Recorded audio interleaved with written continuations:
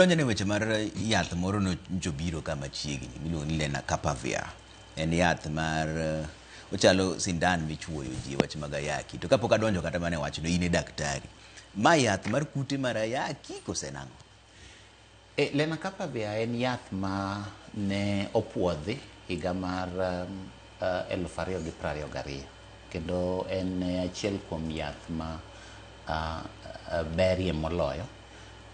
E piny mar loka kocha to itiyo kode e thiedho ji, especially thiedho kute mag ayaki kama yedhe mamoko ok otiyo kata waluongo ni kama drug resistant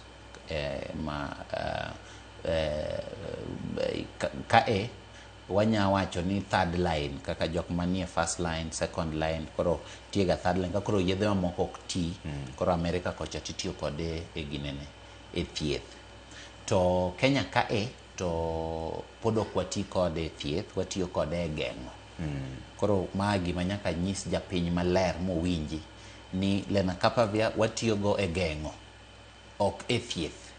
Nikech en yath, en ichuoye e subcutaneous tentiega e buo ler. Ok e buo ler, ma iluongo pien. Buo pien kae nitiega mafuta moro matin. Waluongo ni subcutaneous tissue. Kawuono wapuonj jowa ginene matin. Gisungu matin, dipo ka nyithindo bende odwa some daktari. Daktari ni somo ber. Nyithindo somuru matek kabisa. Bet daktari gima mit kabisa.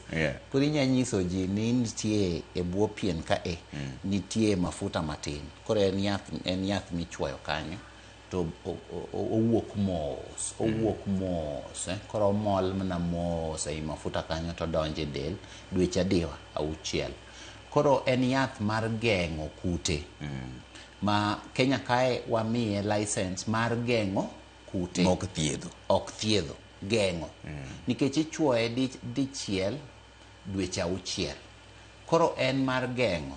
To geng'o ni ng'ama onego bed ni geng'o?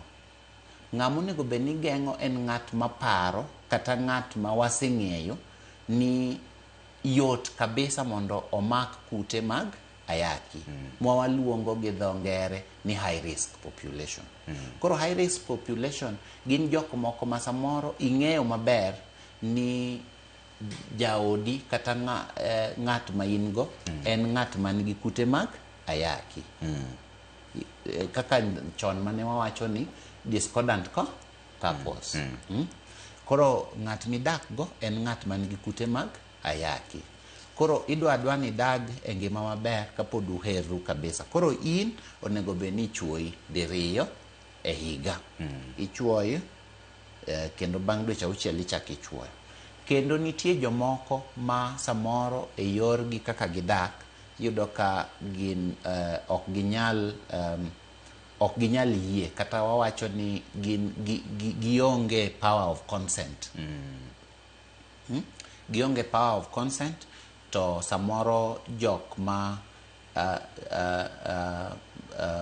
ma gitugogo to giparo ni nyalo bet gi kute mag ayaki. Kaka jowa ma samoro uso, koro wawacho ni jogo onego bed ni ichuoyo. To bende nitie high risk kaka tinde bende ok wanyal wacho to piny samoro nitie jok mwaluongo ni chuo ma bende nindo gi chuo wetegi. Mago bende high risk, mago jok monego bed ni wachuoyo. To high risk ni en perception to bende en gima real. Koro kaka kibire osiptal to wang'iyo profile mari to wang'iyo na adieri in high risk. Kaka nyocha wakelo doses 49 to jiolare kabisa. 49 kuso? 49. Okay. To jiolare kabisa, aneno ka already 21 chalo gima oselal. Okay. To gima dwaher wacho ne jopiny ni en yath mar geng'o. En yath mar geng'o, ok en yath mar thiedho. Ang'o miyo tiyo kode geng'o to loka